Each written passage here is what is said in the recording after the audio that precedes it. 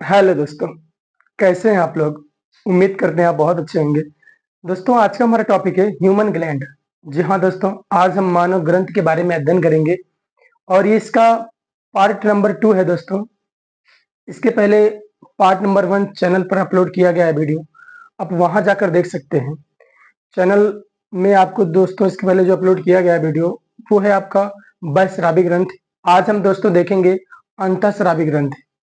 जी हाँ दोस्तों, तो आइए हम थोड़ा सा रिवीजन कर लेते हैं दोस्तों। इसके पहले हमने आपको बताया था कि ग्रंथियां कितने प्रकार की होती हैं। 3 प्रकार की होती हैं।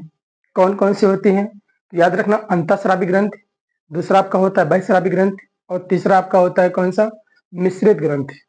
बहिस्रावी ग्रंथ के बारे में हमने अध्ययन किया दोस्तों। बहिस्रावी वो होती है जो क्या करते हैं, एंजाइम का स्त्रावण करती हैं, ठीक है। और इसके लिए अलग से नली होती है, यानी नलिका युक्त तो कह सकते हैं इसको। और दोस्तों ये क्या करता है, ब्लड से संपर्क में नहीं आता, यानी ब्लड से संपर्क नहीं करता है। आज हम देखेंगे अंतःस्रावी ग्रंथ। दोस्तों ये हार्मोन का सिक्रेशन करता है, ये ब्लड से मिलता है और नलिका विहीन ग्रंथि होती है, ठीक है ना। तो आइए हम देखते हैं दोस्तों, मानव ग्रंथ के बारे में बात करते हैं। आज का आपको टॉपिक है अंतःस्रावी ग्रंथ।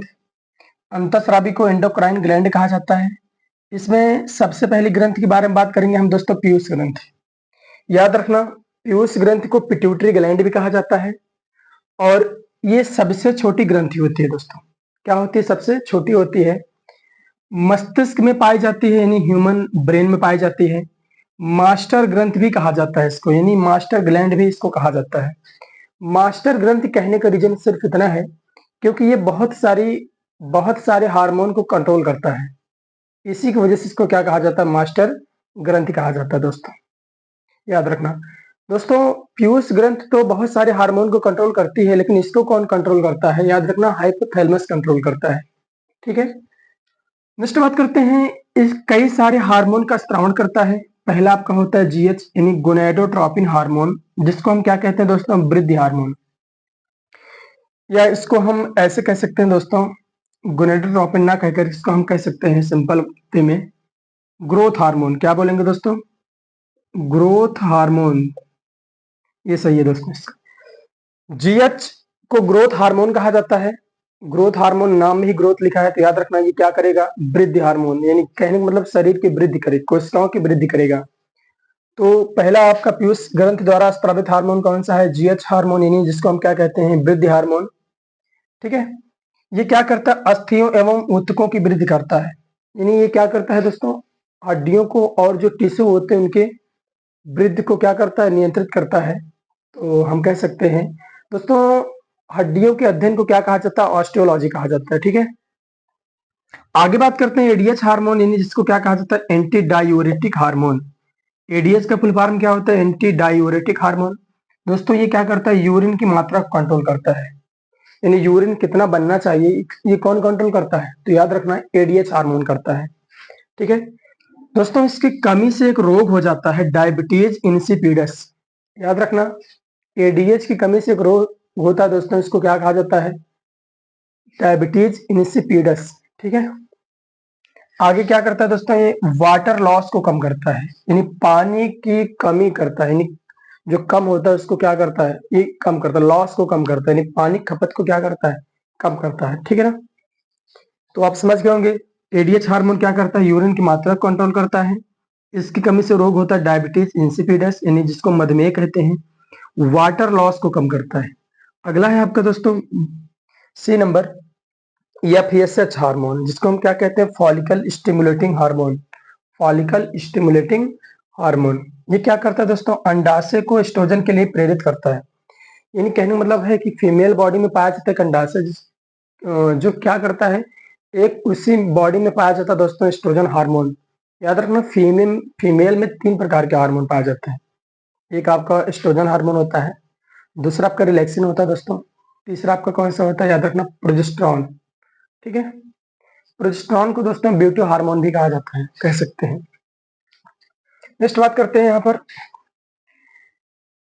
अंडाशय को एस्ट्रोजन के लिए प्रेरित करता है कौन? तो याद रखना, एफएसएच करता है। आगे है अंडाशय को ओवम। अंडाशय जो है दोस्तों क्या बनाता है? ओवम बनाता है। तो ये जब प्रेरित करेगा दोस्तों, तो अंडाशय क्या बनाएगा? ओवम, यानी जिसको हम क्या कहते हैं? अंडाणु बनाएगा, ठीक है ना। अंडाशय जो है दोस्तों ये फीमेल बॉडी का प्राइमरी सेक्स ऑर्गन है, यानी क्या प्राथमिक जनन अंग है, ठीक है ना। मेल में प्राथमिक जनन अंग क्या होता है, तो याद रखना क्या होता है, वृषण होता है। क्या होता है, वृषण। अगला बात करते हैं ऑक्सीटोसिन हार्मोन। इसको बर्थ हार्मोन भी कहा जाता है, ठीक है ना। ऑक्सीटोसिन हार्मोन को क्या कहा जाता है, बर्थ हार्मोन कहा जाता है। दोस्तों ये प्रसव पीड़ा के लिए रिस्पॉन्सिबल होता है। आपको पता है लेबर पेन जब 9 महीने के बाद जो लेडीज को होता है दोस्तों, तो क्या होता है, वो लेबर पेन जो होता है किस हार्मोन की वजह से, तो याद रखना ऑक्सीटोसिन हार्मोन की वजह से। कभी कभी दोस्तों लेबर पेन नहीं होता महिलाओं को, तो इनका इंजेक्शन दिया जाता है, किसका, ऑक्सीटोसिन का। और दोस्तों इसका इस्तेमाल और करते हैं दूध बढ़ाने के लिए, यानी अगर गाय भैंस में दूध की कमी है, यानी कम दूध दे रही है, तो उनको हम क्या करते हैं, ऑक्सीटोसिन का इंजेक्शन लगवाते हैं। दोस्तों ये सही नहीं है, लेकिन फिर भी लोग करते हैं। दोस्तों इसी को कहा जाता है, ऑक्सीटोसिन हार्मोन को लव हार्मोन कहा जाता है। लव हार्मोन कहने का रीजन सिर्फ इतना है क्योंकि ये प्रसव पीड़ा उत्पन्न करता है, तो कहीं न कहीं कपल में प्यार होता है, इसकी वजह से बेबी होता है, तो इस प्रकार इसको हम कह सकते हैं रिलेट करके। तो याद रखना इसको बर्थ हार्मोन भी कहा जाता है, प्रसव पीड़ा उत्पन्न करता है दोस्तों महिलाओं में। और लव हार्मोन भी कहा जाता है इसको, दूध बढ़ाने के लिए इस हार्मोन का हम यूज करते हैं गाय भैंस में, ठीक है। ये मैसेज है दोस्तों, इसको मेलनोसाइट स्टिमुलेटिंग हार्मोन कहते हैं दोस्तों। स्किन का कलर किस पर डिपेंड करता है, कौन से हार्मोन पर, तो याद रखना कह सकते हैं मेलनोसाइट स्टिमुलेटिंग हार्मोन, यानी एमएसएच पर डिपेंड करता है दोस्तों। ज्यादा आपके अंदर सिक्रेशन होगा, सूर्य प्रकाश ज्यादा ग्रहण करेगा, तो क्या होगा, आप सांवले हो जाएंगे। तो याद रखना मेलनोसाइट स्टिमुलेटिंग हार्मोन क्या करता है, स्किन का कलर क्या है डिफाइन करता है कि आप कैसे होंगे। जिसमें ज्यादा स्रावित होगा दोस्तों वो सांवले ज्यादा होंगे, और जिसमें कम होगा वो थोड़ा सा क्या होंगे, गेहूं कलर के, नहीं गोरे होंगे। नेक्स्ट बात करते हैं रिलैक्सिन हार्मोन की दोस्तों। ये क्या करता है, प्रसव में योनि मार्ग को फैलाता है, यानी जब प्रसव डिलीवरी के समय क्या करता है दोस्तों, ये क्या करता है, वेजाइनल ट्रैक को फैलाता है, ठीक है ना, जिससे आसानी से डिलीवरी हो सके, ठीक है। अगला बात करते हैं दोस्तों प्रोलैक्टिन हार्मोन का। याद रखना प्रोलैक्टिन हार्मोन क्या करता है, दूध निर्माण में सहायता करता है दोस्तों। जब माँ जो होती है बेबी को बर्थ यानी जन्म देती है, उसके बाद उनके स्तन में दूध लाने के लिए कौन सा रिस्पॉन्सिबल होता है, कौन सा हार्मोन, तो याद रखना प्रोलैक्टिन हार्मोन, ठीक है ना। अब अगला बात करते हैं दोस्तों, यहाँ पर अगला है आपका थायराइड हार्मोन ग्रंथि, सॉरी थायराइड ग्रंथि है। इसके पहले अभी तक आप देख रहे थे जितने भी हार्मोन थे सब पीयूष ग्रंथ द्वारा स्रावित हार्मोन थे। अब हम बात करेंगे नेक्स्ट ग्रंथ की, जिसका नाम है थायराइड ग्रंथ। दोस्तों ये क्या करता है, थायरॉक्सिन हार्मोन का स्रावण करता है, ठीक है ना। कहाँ पर पाया जाता है, तो याद रखना गले में पाया जाता है, यहाँ पर पाया जाता है दोस्तों। और क्या करता है, थायरॉक्सिन हार्मोन का सिक्रेशन करता है, ठीक। लार्जेस्ट एंडोक्राइन ग्लैंड है दोस्तों, याद रखना। हाँ ये क्या है, सबसे बड़ी अंतःस्रावी ग्रंथि कौन सी होती है, याद रखना कौन सी होती है दोस्तों, थायराइड होती है, ठीक है ना। अगर वैसे नॉर्मली पूछा जाए सबसे बड़ी ग्रंथि कौन सी होती है, यकृत होती है, ठीक है ना, जो कि बहिस्रावी ग्रंथि होती है। बहिस्रावी भी कह सकते हैं, सबसे बड़ी बहिस्रावी ग्रंथि कौन सी होती है, तो आप बता सकते हैं यकृत होती है। वैसे भी वो सबसे बड़ी होती है दोस्तों, ठीक है। और याद रखना दोस्तों थायराइड ग्रंथ से क्या निकलता है, थायरॉक्सिन, थायरॉक्सिन हार्मोन पाया जाता है आयोडीन। दोस्तों आयोडीन प्रेजेंट होता है किसमें, थायराइड ग्रंथ में प्रेजेंट होता है। अब आयोडीन की कमी से कौन सा रोग होता है दोस्तों, आपको पता है कौन सा होता है, ग्वाइटर, इसको हम क्या कहते हैं, घेंघा, ठीक है ना, आयोडीन की कमी से होता है। आगे बात करते हैं दोस्तों पैराथायराइड। जस्ट उसी के बगल में होता है आपका पैराथायराइड हार्मोन, जो क्या करता है, पैराथ हार्मोन और कैल्सिटोनिन हार्मोन का स्रावण करता है। याद रखना लार्जेस्ट एंडोक्राइन तो ये होती है पैराथायराइड। पैराथायराइड हार्मोन क्या करता है दोस्तों, ये ग्रंथ क्या करता है, पैराथ हार्मोन का सिक्रेशन करता है और कैल्सिटोनिन का सिक्रेशन करता है। ये कहाँ पर पाया जाता है, गर्दन में, नेक में पाया जाता है। और ये भी क्या करता है, कैल्शियम की मात्रा को कंट्रोल करता है, यानी कितना आपके अंदर कैल्शियम बनना है, इसको कंट्रोल करने वाला कौन सा हार्मोन होता है, याद रखना पैराथ हार्मोन या कैल्सिटोनिन हार्मोन। और ये किसमें पाया जाता है दोस्तों, पैराथायराइड ग्रंथि में पाया जाते हैं। और अगर कैल्शियम की कमी हो जाएगी दोस्तों, ये कह सकते हैं पैराथ हार्मोन की या कैल्सिटोनिन हार्मोन की कमी हो जाएगी दोस्तों, याद रखना एक रोग होता है जिसको हम कहते हैं टिटेनी रोग, टिटेनी रोग भी हो जाता है, ठीक है। नेक्स्ट बात करते हैं थाइमस ग्रंथ। थाइमस ग्रंथ होती कहाँ है दोस्तों, हार्ट के पास, यानी दिल के पास थाइमस ग्रंथि होती है। इसका काम क्या है, थाइमोसिन हार्मोन का स्रावण करता है। थाइमस ग्रंथि क्या करता है दोस्तों, ये हार्ट के पास होती है, थाइमोसिन हार्मोन का स्रावण करता है कौन, थाइमस ग्रंथ। नेक्स्ट बात करते हैं ये क्या करता है, एंटीबॉडीज का निर्माण करता है, यानी प्रतिरक्षी का निर्माण करता है। कौन करता है, तो याद रखना थाइमस ग्रंथि करती है। लिम्फोसाइट के विकास में हेल्प करता है। लिम्फोसाइट के विकास में क्या करता है दोस्तों, ये हेल्प करता है, ठीक है ना।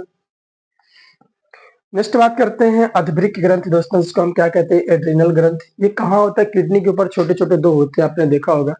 उसको क्या कहा जाता है, एड्रिनल ग्लैंड या फिर अधवृक्क ग्रंथि कहा जाता है। ठीक। अगला है दोस्तों, इसका वर्क क्या होता है, कार्टिसोल का स्त्राव करता है, ठीक है ना। सेक्सुअल करेक्टर के लिए, मेच्योरिटी के लिए रिस्पॉन्सिबल होता है, ठीक है ना। यानी मेल फीमेल को सेक्सुअल करेक्टर के लिए क्या करता है, मेच्योर करता है। कौन सा, तो याद रखना आपका अधवृक्क जो होता है ये करता है दोस्तों, ग्रंथ जो होती है। और ये किसका, आपने अभी देखा कार्टिसोल का स्त्राव करता है, ठीक है ना। आगे बात करते हैं दोस्तों अग्नाशय। ध्यान देना, अग्नाशय एक मिश्रित ग्रंथ है दोस्तों। यहाँ पर आपका अंतःस्रावी ग्रंथ फिनिश करते हैं। अब यहाँ से आपका मिश्रित ग्रंथ स्टार्ट होगा, जो कि क्या होता है, अग्नाशय होता है, ठीक है ना। अग्नाशय होता है दोस्तों, एक और होती है गोनाड, इसको जनन ग्रंथ कहा जाता है। इसका चर्चा हम एक बड़े से वीडियो में करेंगे, नेक्स्ट वीडियो में। लेकिन आज हम देखेंगे केवल अग्नाशय ग्रंथ के बारे में दोस्तों। याद रखना, अग्नाशय को मिश्रित ग्रंथ भी कहा जाता है। ये 3 कोशिकाओं का स्रावण करता है, कह सकते हैं 3 कोशिकाएं, अल्फा बीटा गामा। लेकिन यहाँ पर बीटा कोशिकाओं के सेल से क्या निकलता है दोस्तों, इंसुलिन निकलता है। बीटा सेल से इंसुलिन का स्रावण होता है, ठीक है। यानी आप सिंपल भाषा में कह सकते हैं, बीटा जो सेल होता है इंसुलिन का हार्मोन का स्रावण करता है। और इंसुलिन की कमी से एक रोग होता है दोस्तों, उसको हम कहते हैं मधुमेह रोग, ठीक है। इंसुलिन की कमी से कौन सा रोग होता है, मधुमेह रोग होता है। दोस्तों एक बार इसको रिविजन कर लीजिएगा, आप स्क्रीनशॉट इसका ले सकते हैं। दोस्तों वीडियो आपको कैसा लगा कमेंट बॉक्स में जरूर बताइए। अगर वीडियो आपको अच्छा लग रहा है तो आप चैनल को सब्सक्राइब करके वीडियो को शेयर करिए, ठीक है ना। तो मिलते हैं नेक्स्ट वीडियो में दोस्तों। जय हिंद।